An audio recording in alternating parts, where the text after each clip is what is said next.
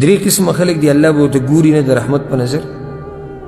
خبرې به ورسره نه کوي د قیامت په ورځ د ګناهونو نه به یې نه پاکوي او عذاب به له ورکوي 4 عذابونه دي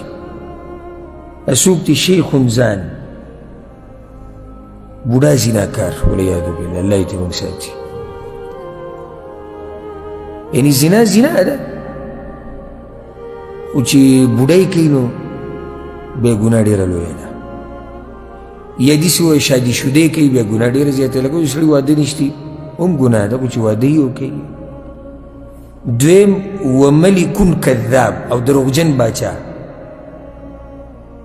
عام سړی که دروغ وایي سړی ضرورت به ودره نو باچا ته اوس د دروغو څه ضرورت دی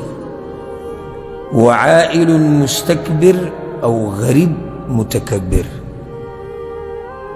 غریب متکبر ولې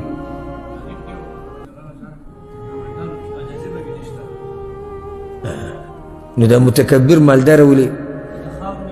نه بارک الله فیک دی جواب دی هغه مالدار چې متکبر دی نو خو زه سړی وایي زه د دغه مال د لاسه ګډوډ شوی دی که نو دی د څه د لاسه ګډوډ شوی دی او هسې ډېر بد وښکاري دا متکبر سړی خو هسې عام بد ښکاري خو دا غریب متکبر بیا ډېر بد ښکاري